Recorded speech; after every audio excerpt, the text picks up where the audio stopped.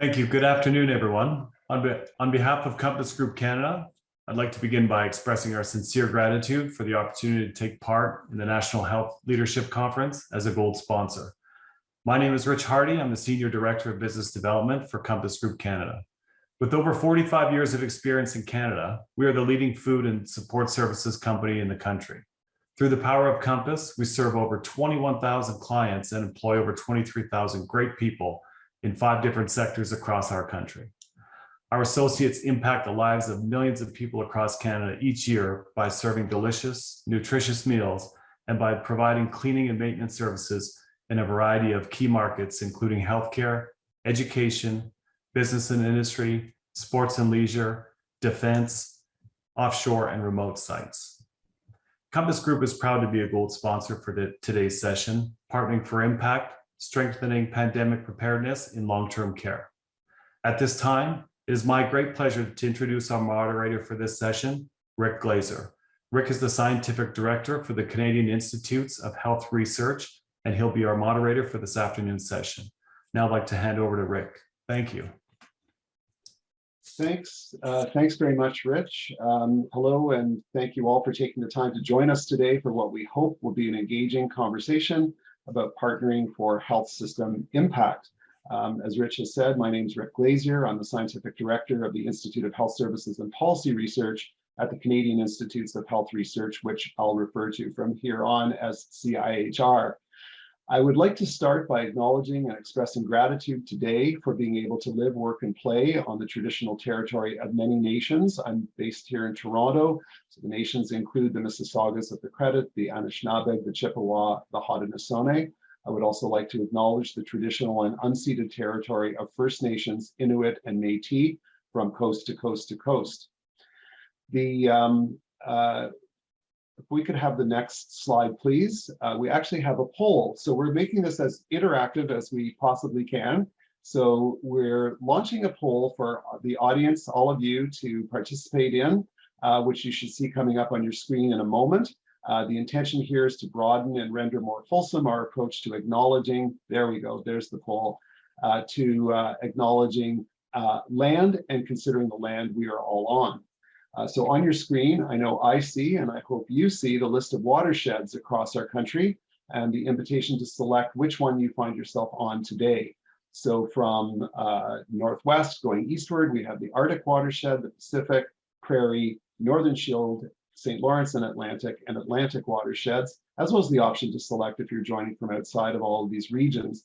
We'd like to express our gratitude to Ed Connors, Indigenous Advisor to Healthcare Excellence Canada, for sharing this unique way of asking this question to launch our session.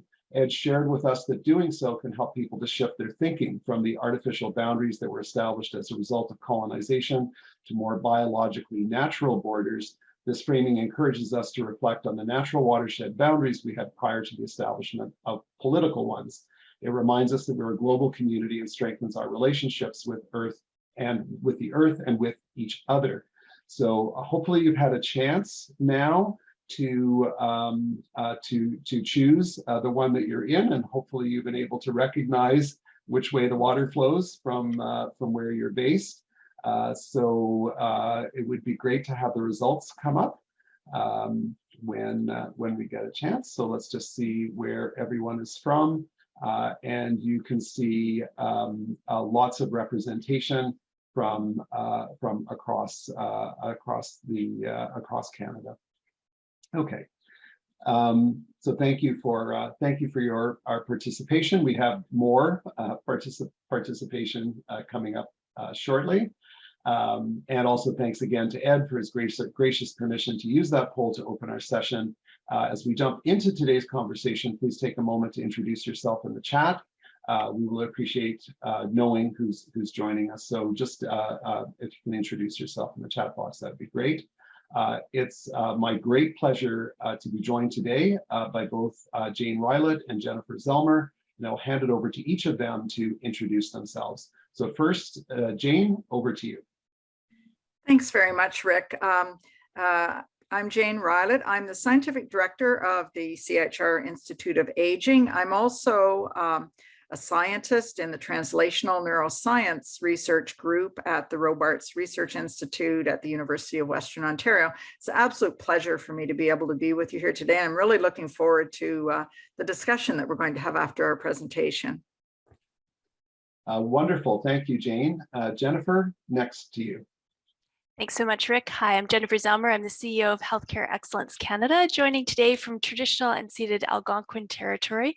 And in the context of today's conversation, not a way I always introduce myself, but probably helpful to know that also the daughter of someone who lives in long-term care. Rick, back to you. Thanks very much, Jennifer. If I could have the next slide, please. The important topic of partnership, none of us could do the work that we do without our partners. And one of the key themes that we'll weave through our discussion today is that of partnerships and how they can be leveraged to achieve greater system and health system impact.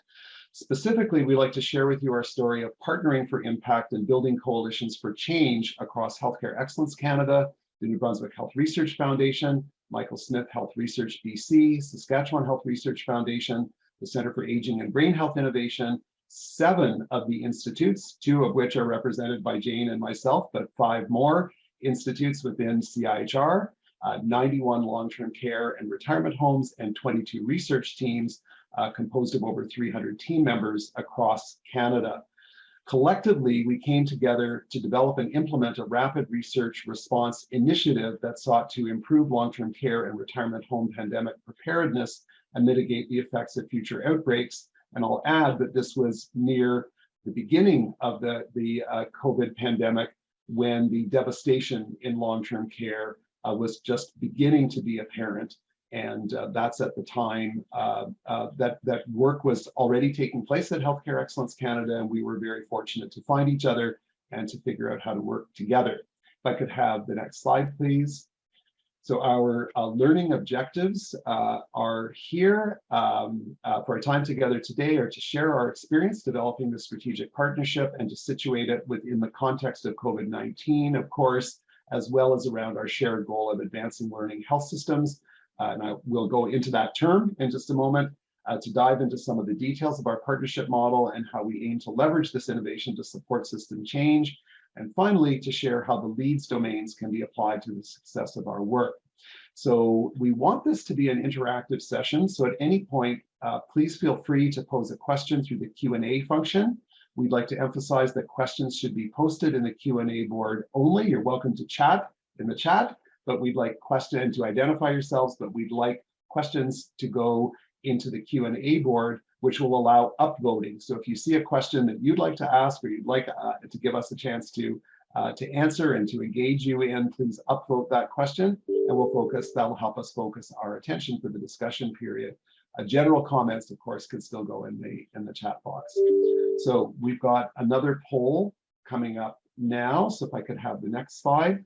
So this is a question about learning health systems. In the world that I inhabit, this is common lingo, but we realize that this may not be true for everyone. So we'd just like to get a sense from all of you about your familiarity with learning health systems. Have you heard this term before? Do you have experience trying to advance a learning health system within your own organization? We'll give you a moment to select which of the options on the screen best resonates with you. So you can see here, I have never heard of it. I've heard the term, but not sure what it would look like in practice. I'm familiar with it and the principles, and my organization strives to be a learning health system. So if you can take a moment to complete the poll, I will go through our understanding of what a learning health system is, but just this is really kind of your familiarity with this term, and as with all jargon, every field has its jargon. So we'll get into this and just understand your familiarity first, and then I'll just provide a very brief background on what our understanding is. So thanks for taking on and completing the poll, and when we have enough people, we'll see the result.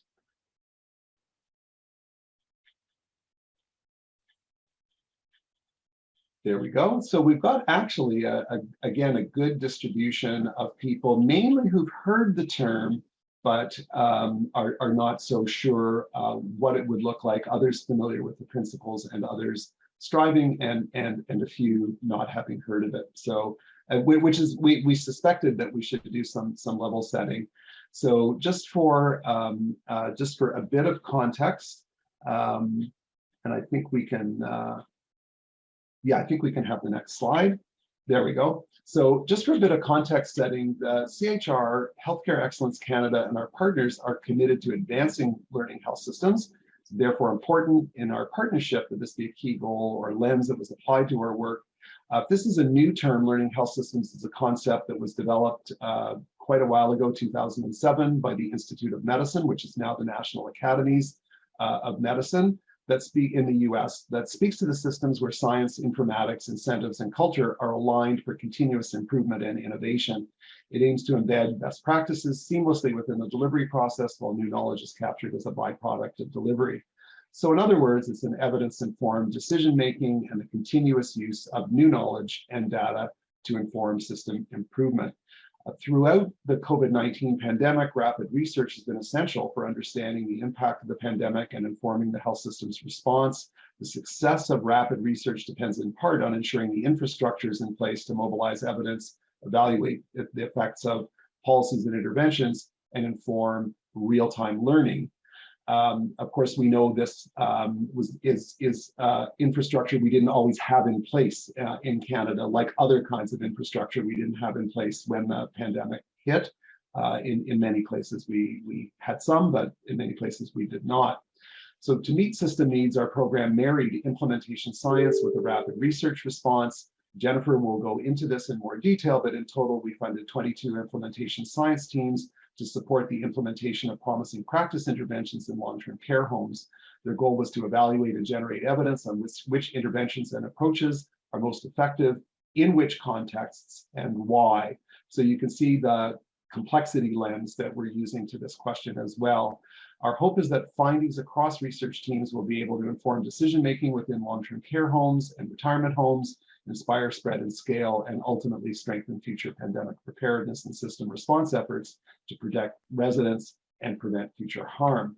I'll now pass over to Jane to set the stage for what motivated our partnership and where we're at in the pandemic, where we were at in the pandemic when all this came together. So over to you, Jane. Okay, thanks so much, Rick. And as Rick mentioned a few moments ago, CHR, our two institutes, and Healthcare Excellence Canada came together very early in the pandemic. And if we think back to the spring and summer of 2020, COVID was still in its infancy. We had a lot to learn ahead of us, but one thing we did know for sure was the pandemic was disproportionately impacting long-term care, not only just the residents of long-term care, but also their caregivers, their families, the staff of long-term care. So let's go to the next slide. So let's put some of this in context then. So when Jennifer and Rick and I met at the outset of the COVID pandemic to discuss the impact on health system, we were faced with the following realities. First, 8 in 10 COVID-19 related deaths in Canada were in long-term care, which was double the OECD average at the time. As the military was deployed in some facilities, we heard about the devastating impact in long-term care homes. PPE, or personal protective equipment, was in short supply, and IPAC, or infection protection and control expertise, was not distributed equally across the health system. Reporting and testing was also unevenly distributed across the country. Workforce challenges were exacerbated to the point of crisis. And finally, long-term care homes that were overwhelmed seemed to follow a consistent pattern to reaching the tipping point.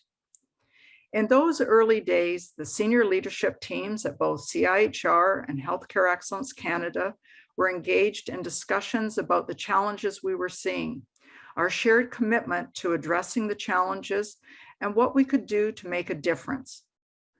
The recognition was, though, that anything that we would do would have to be done quickly. So we'll go to the next slide. And in a moment, I'm going to ask for this video to be shown. So with this slide, we'd like to play you a very short video clip from a webinar that showcased work of one of the implementation science teams that Rick just mentioned. This took place in May 2021 and was 6 months into the initiative that we led together. Here, one of the researchers, Andrea Iaboni, speaks about the project being led by her team in partnership with long-term care homes, which we think very nicely articulates the importance of the work that we were putting together. So could we move to having the video played now? This is actually, though this has really come to the fore during COVID-19, this has actually been a problem for a long time. With this issue is how do we balance the rights and the quality of life of residents with the infection prevention and control measures that we use in long-term care. It's been true for influenza, for norovirus, for multi-resistant bacteria, putting people in MRSA, contact precautions, but it's really came to the fore with COVID-19. These very effective infection prevention and control measures that are really needed to protect the residents of long-term care are also things that really seem to come into conflict with what life is like living in their own home. And this was the sort of driver for our project, was this question of how we can achieve a good infection control in a way that's effective, but that's also safe for the residents and compassionate and addresses their sort of dignity. Next slide, please. So Dementia Isolation Toolkit has this primary aim, which is really around supporting the residents to provide an isolation that's compassionate, safe, and also effective, because there's no reason in putting people through this if we're not actually effectively controlling the infection. There's also this sort of what we call our sneaky secondary aim, which is actually about supporting the staff of long-term care and recognizing that, having to implement these kinds of infection control measures actually can be distressing for the staff. And so we talk about supporting the moral resilience of long-term care staff, and I'll explain a bit more about what that means. And so the toolkit has these 4 different components that I'll go through, but comprised of an ethical guidance tool, a person-centered isolation care planning tool, different kinds of communication tools that can be used to help a resident of long-term care, understand what's happening and what's being asked of them, and a tool that helps us make decisions when we face a situation that's really ethically challenging. Next.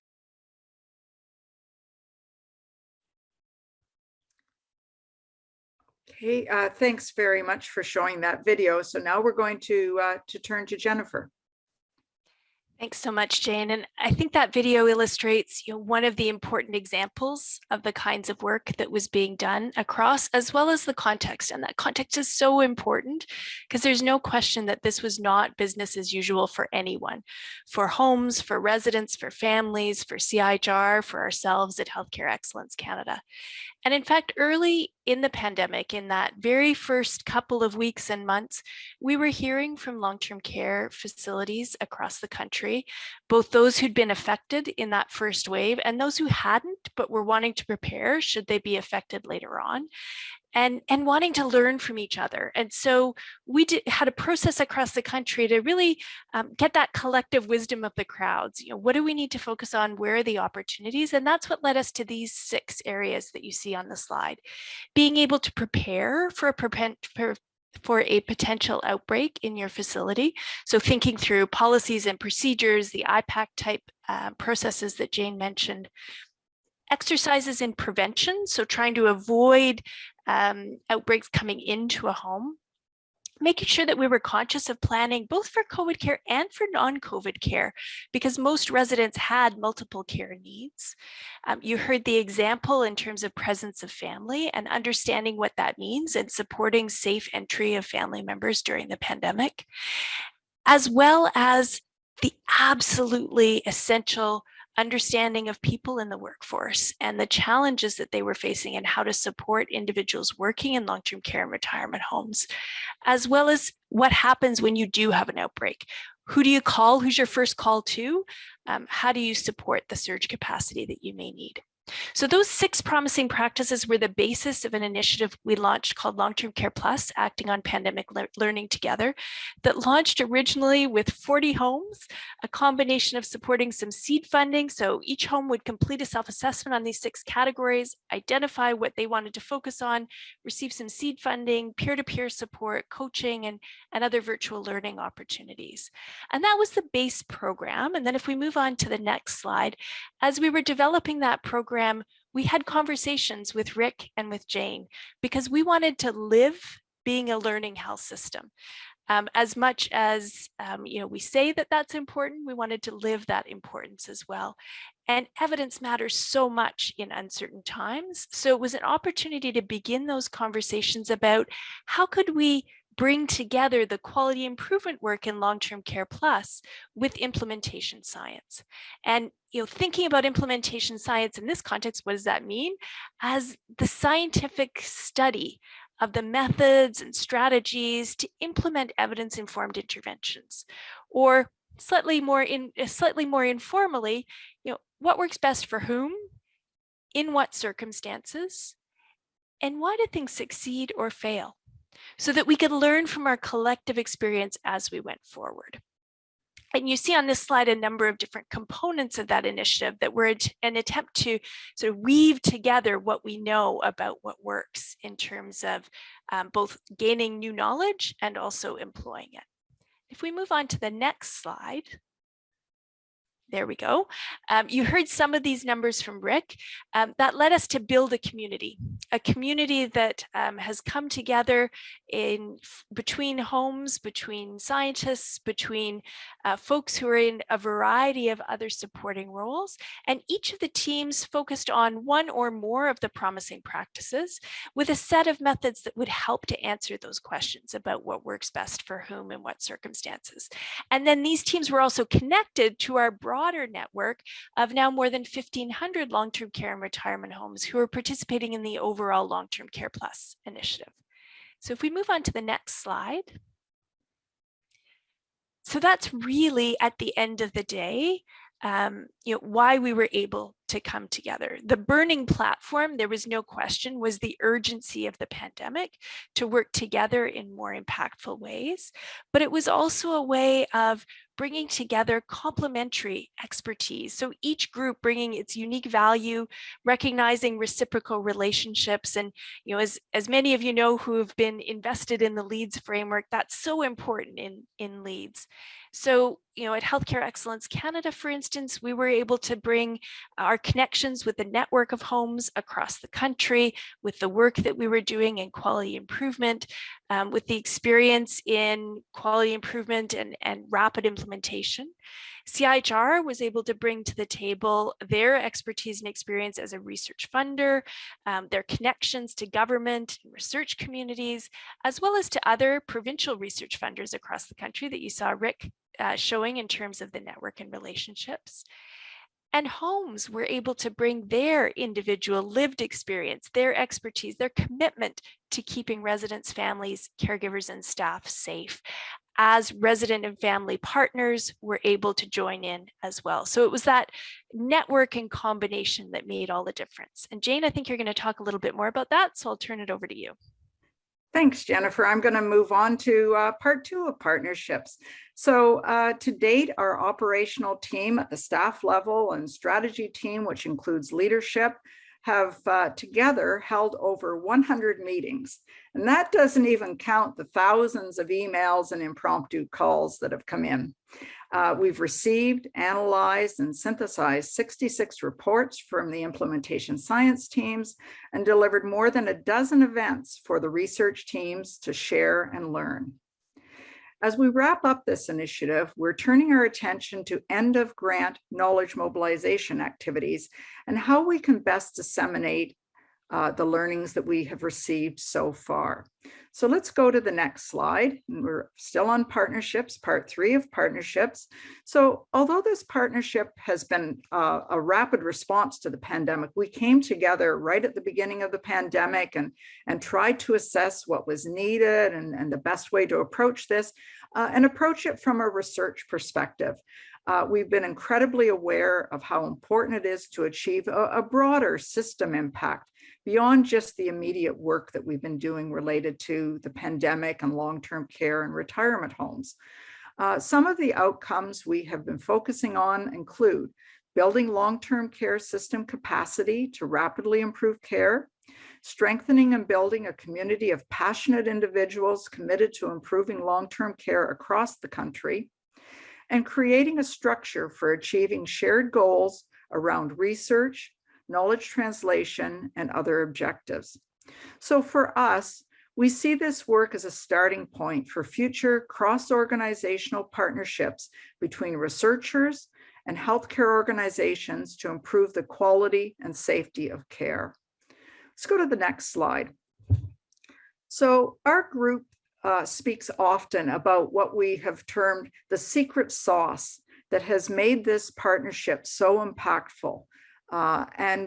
We've spoken often about some of the factors that are in relation to this already.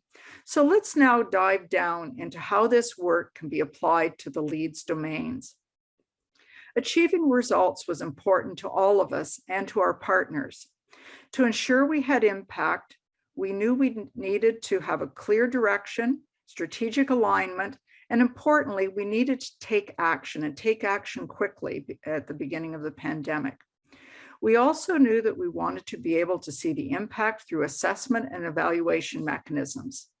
This would let us know if we were meeting our goals, and perhaps most importantly, could be used to inform future approaches to other really important issues in health systems. So in regard to setting directions, Jennifer has spoken earlier about the 6 promising practices that Healthcare Excellence Canada identified at the beginning of the pandemic. We agreed that this would be the focus of our work. We were able to look beyond our individual roles as organizations and to set a goal to strengthen pandemic preparedness in long-term care, which aimed to address challenges across the sector. Regarding strategic alignment, Healthcare Excellence Canada, CHR, and several of our partners have experience with long-term care and fortunately had strategic plans that aligned with and enabled us to be able to work together in this area. That was a really critical part that we needed to establish right at the outset of this particular operation. So on a more micro level, we brought our teams together to form an operational working group that continues to meet regularly. This ensured that we aligned our various structures with our strategy and helped to build a cohesive team culture. The establishment of such strong relationships from the get-go allowed us to be nimble and move quickly and effectively across our various organizations. We were able to take action by empowering our staff to make critical and time-sensitive decisions, trusting that this group had the skills and expertise to move this work forward quickly. Most importantly, we were able to leverage the unique skills, expertise, and knowledge that each of our organizations offered to be able to maximize value and do this with efficiency.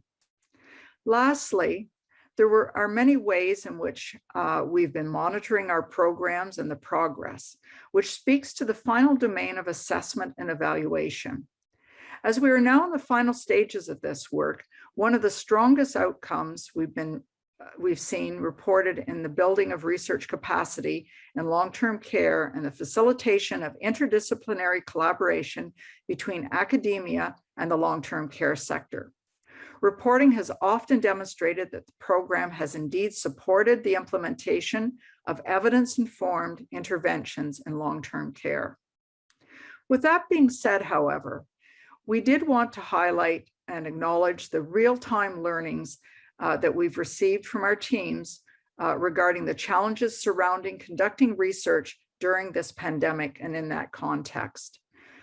The unstable and constantly evolving policy contexts and requirements, as well as staff workloads and competing priorities, created barriers for communicating and engaging staff from time to time. Also in terms of engaging residents and their caregivers within the homes. This led to challenges around participation in the research and delays in data collection. And there were a number of other challenges that we don't have time to really enumerate at this point.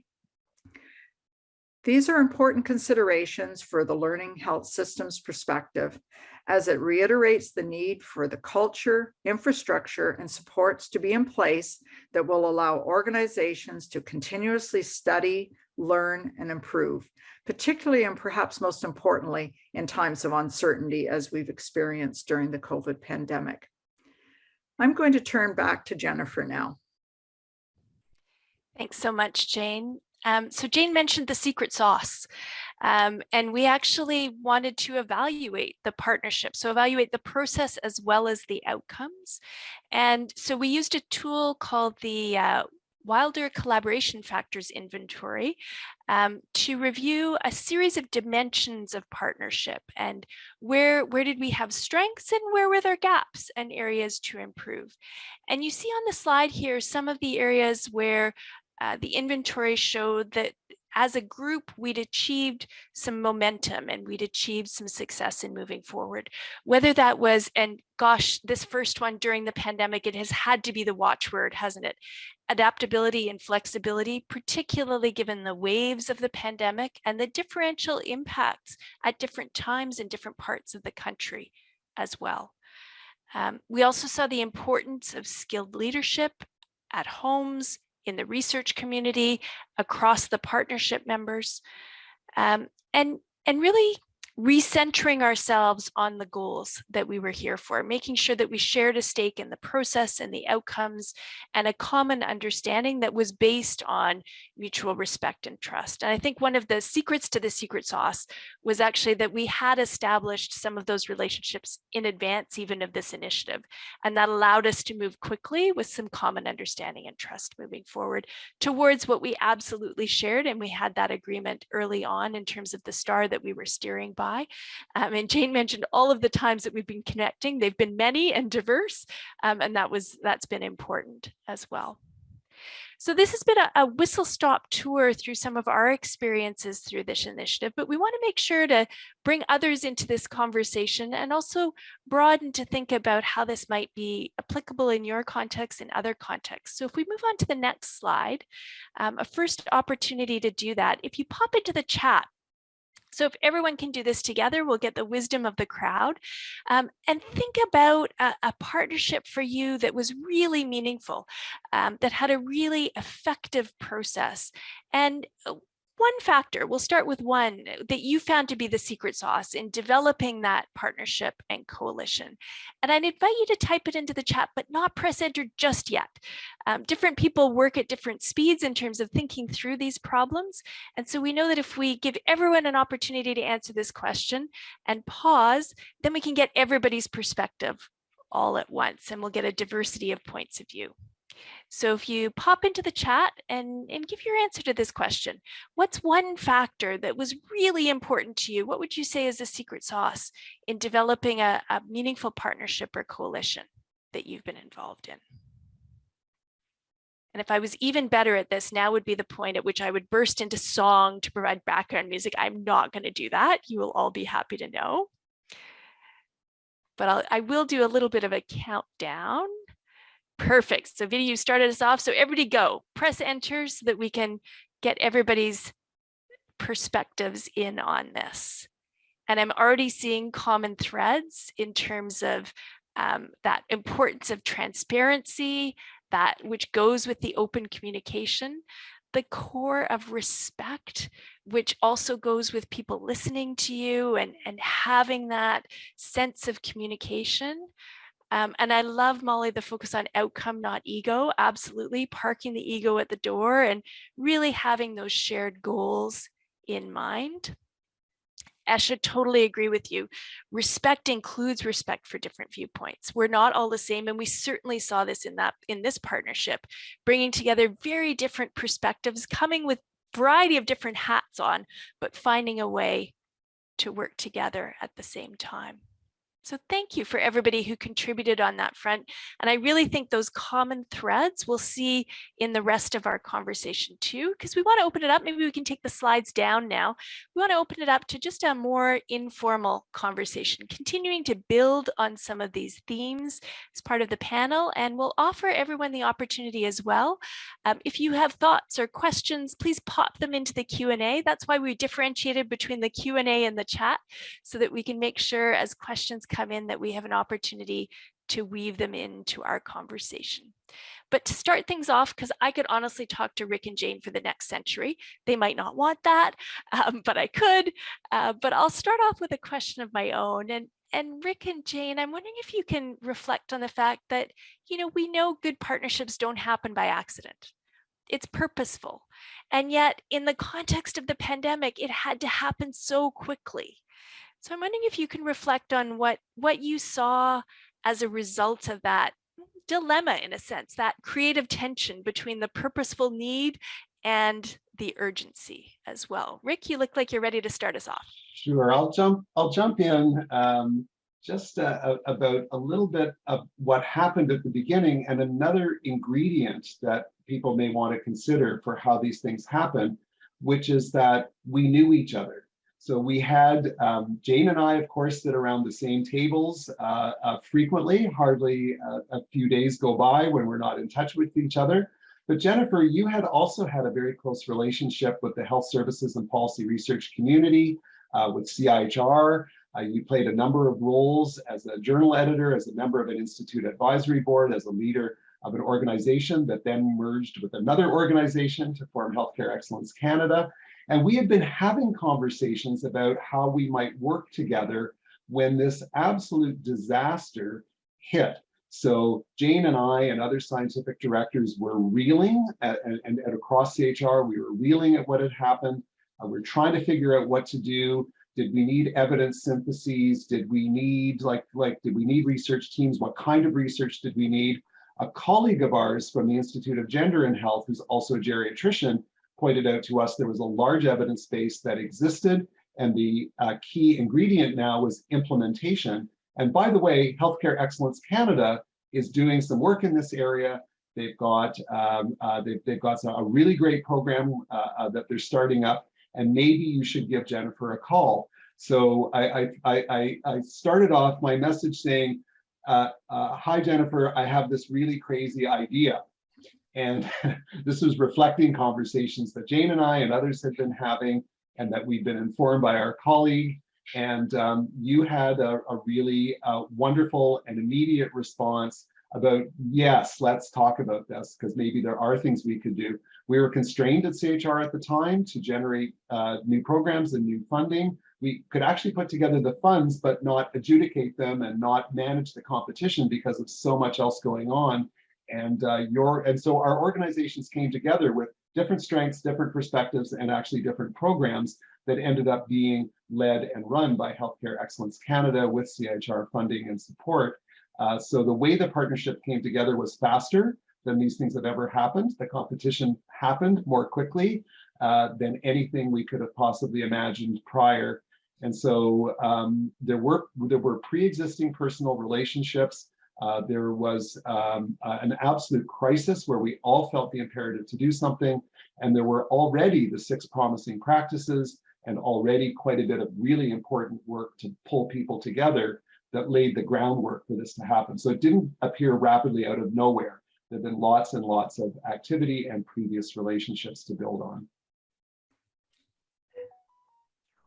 Yeah, I think I'll just jump in and add a little bit to that. Rick's given a great overview of how we came together, the fact that we had these pre-existing relationships, and that the time, it was a time issue, and the time was right. We saw this absolute disaster rolling out in front of us of what was happening in long-term care. And I have to say it was a confusing time also, because the pandemic was, what was going to happen? How long was it going to be? What was going to happen next? And I think one of the magical things around this, and I think this is Jennifer's secret sauce, is that we all had a common vision. we had the vision for where we wanted to be, what the need was, and how we could maybe come together to be able to bring something positive towards that, and caring about the people, caring about the health system, and where we could inject what our expertise was. I think the other point that's extremely important is it's not Rick and Jennifer and I, it's a huge team behind us. We've got absolutely passionate individuals who came together. They didn't necessarily know each other, but they formed this team that was almost magical, to be able to come up with ideas, to find solutions, to be able to ask the right questions, and then be able to work together. So I think it was a point in time that was just beautiful. Yeah, thanks, Jane. And speaking of points in time, maybe I'll weave in the first question that's come in the Q&A. And just before I do that, I will also say, I know there's a few people on the call today who've also participated as members of this large family and partnership. So please feel free. I don't think we can unmute you on this type of webinar, but please pop your thoughts into the chat or add them in the Q&A so that we can make sure we get different perspectives in as well. And one of those different perspectives, thanks Esha for this question, it's specifically grounded in Essential Together, which is the component that focuses on safe re-entry of family and other essential care partners during the pandemic. But Esha points out that, within an equity lens, we often assume in a research context homogeneity. And the challenges that poses when we're thinking about a very diverse community of, in this case, residents and families and people working in the sector. And wondering if you want to talk a little bit about, how do we diversify the assumptions and norms in our research, and some of the approaches you may want to speak about that different teams took in this regard in terms of mixed methods approaches and so on, or other things you're thinking about at CIHR. Yeah, thank you for that critical question. I think we do make assumptions. When we look at long-term care, we assume that we know the kind of people in long-term care, but urban and rural settings are so different. Ethnic or racial or culture-specific long-term care homes and retirement homes are common across our country. We have various ownership models, from municipal to not-for-profit to for-profit. Retirement homes, of course, different again. The North is different from the South. There are not a lot, but several Indigenous long-term care and retirement homes across the country. Many, as I mentioned, are rooted in cultural and immigrant communities where language and food and cultural activities can be shared. And of course, the approach to those different types of residents and families and caregivers has to be very different. And it's challenging for research teams that are trying to work with a number of homes to take all those contexts into account. It is part of the core of implementation science, though, to try to understand what is working for whom in which context, and how things are transferable. And they're not easily or perfectly transferable from setting to setting, but how they might transfer and be successful.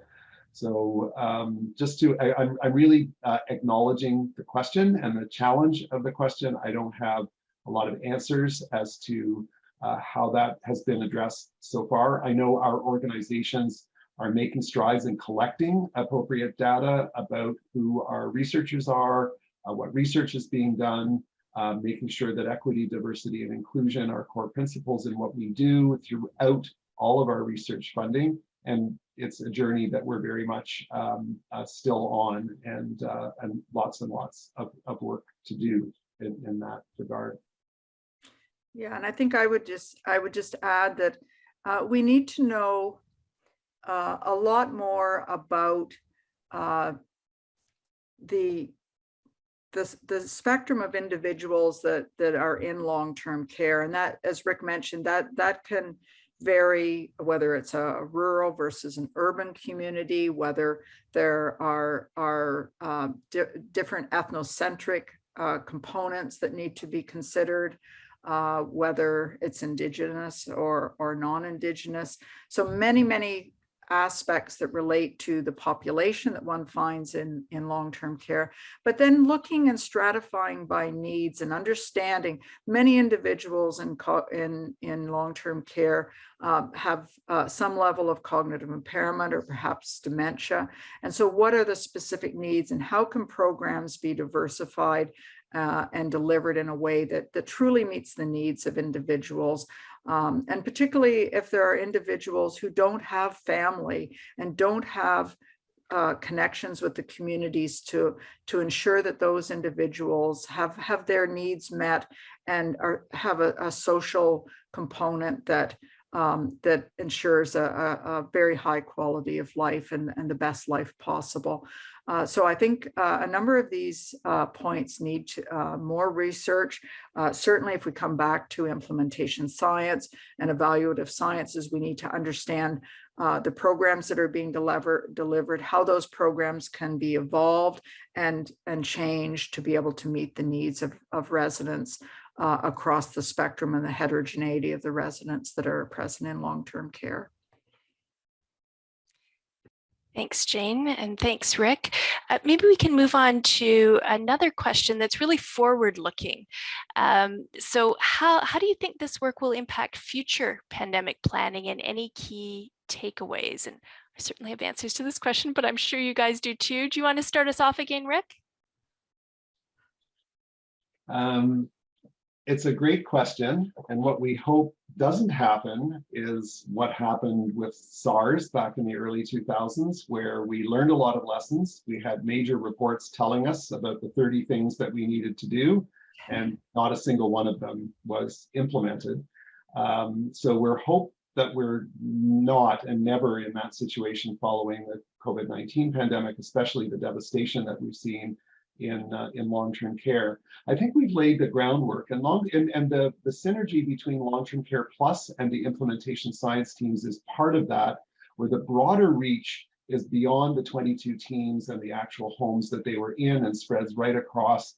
I will also say that our provincial funding partners and our provincial and territorial health systems have been deeply engaged in these questions as well. So I think there's been a transformation. The other thing is that we didn't really know that there would be 22 implementation science teams in this area across the country. So we've discovered there's research capacity. Those research teams have discovered ways. Some of them already had relationships. Others have discovered new ways to connect with patients, with residents of homes and their families and caregivers and the management and staff in homes. I think a lot of relationships have been formed between research teams and all of these other folks. I'd like to think, because there's some overlap between the folks who are doing the research and the folks who are informing and are responsible for developing standards for long-term care, there's some cross-fertilization there between leaders who are both research leaders and other kinds of leaders who've been tapped to lead some of the standards work. So I can see lots and lots of ways of future impact, both the future of this pandemic, should it have a longer future than all of us hope, and other kinds of pandemics and emergencies that can affect this sector and other sectors. So I think and we also had a common measurement framework. So we built measurement capacity across the 22 teams, leadership, engagement, relationships. So I'm hopeful about the impact on future preparedness. Thanks, Rick. Jane, did you want to add?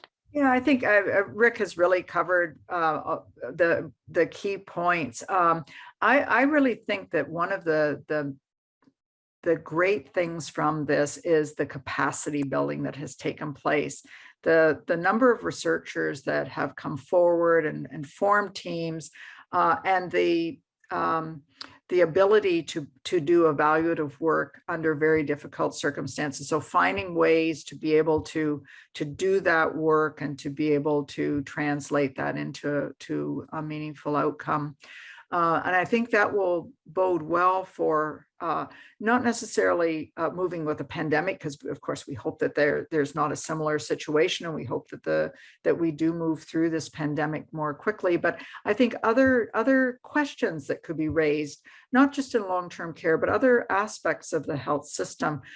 So researchers coming together and devising implementation science teams, I think now there will be more capacity to be able to do that, and more understanding of how to be able to approach it. So I think even just the lessons learned and putting together the programs, evaluating the programs themselves, and being able to move on to other questions within health systems will be important.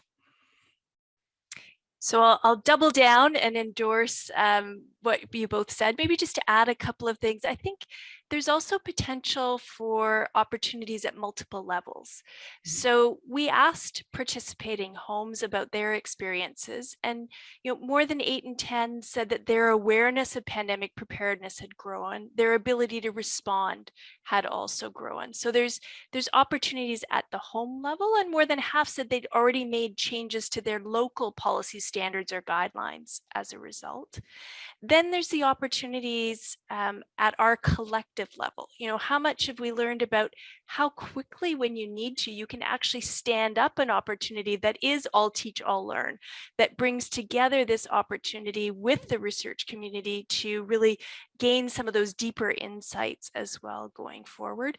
And then, as Rick mentioned, the link to the future national standards as well, and the opportunities to continue building what we've heard from homes now is the stage next areas they really want to focus on are the well-being of the workforce and person-centered care.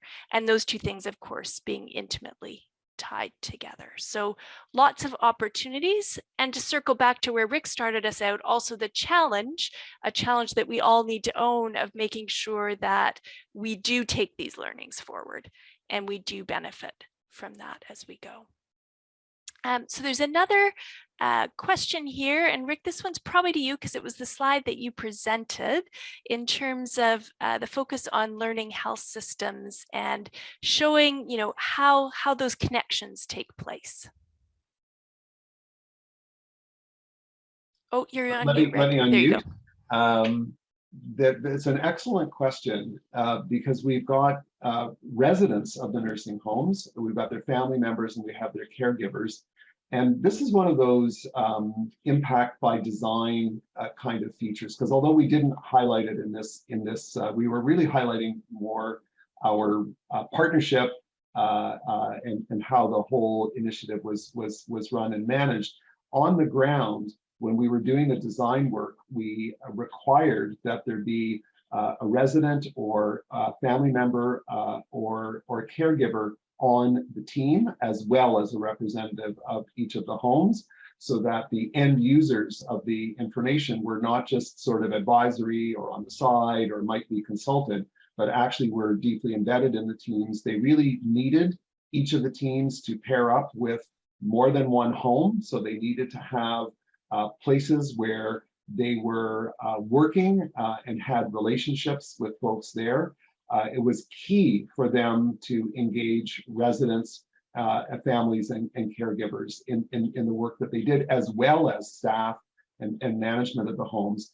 This proved to be quite challenging during the pandemic, as Jane as Jane has mentioned, and Jennifer has mentioned, and as you can all imagine, trying to do this engagement work when a home is really struggling, or when a home is having an outbreak, or when there are a lot of staff absenteeism and that kind of thing because people are sick or for other reasons. So there were absolute challenges to doing this, but the residents of the homes and their families and caregivers were absolutely in the middle of all of the research that was done.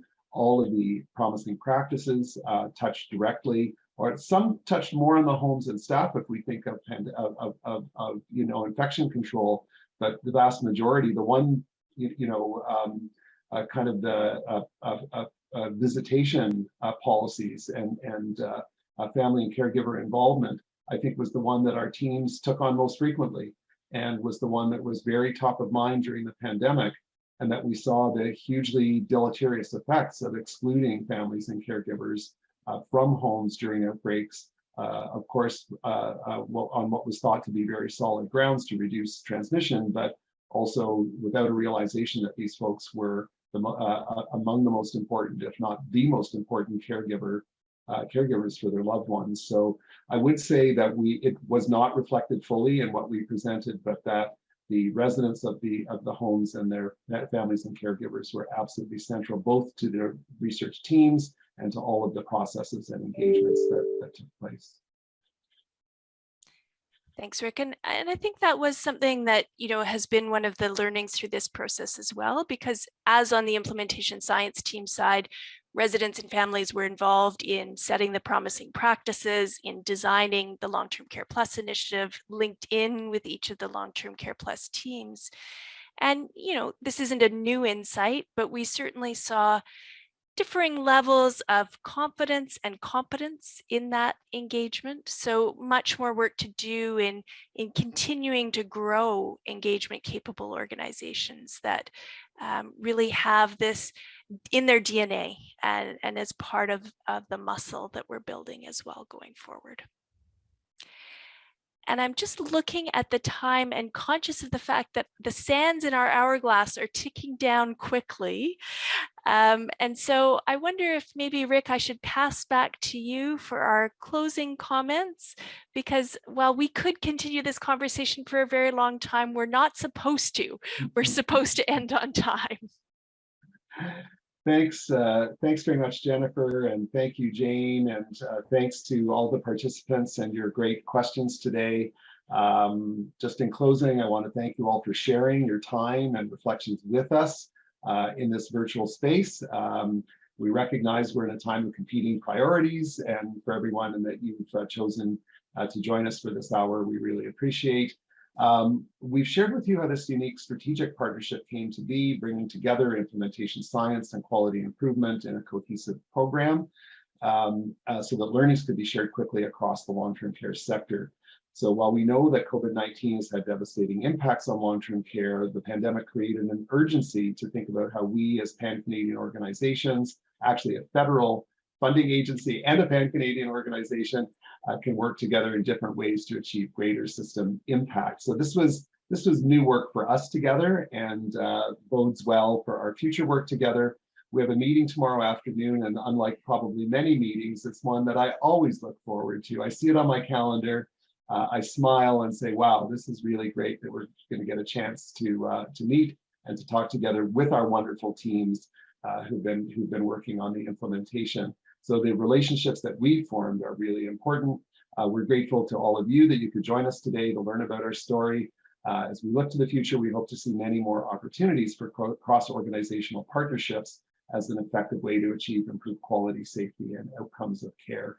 So many thanks to you all, and we really appreciate you joining us for this time. Bye for now.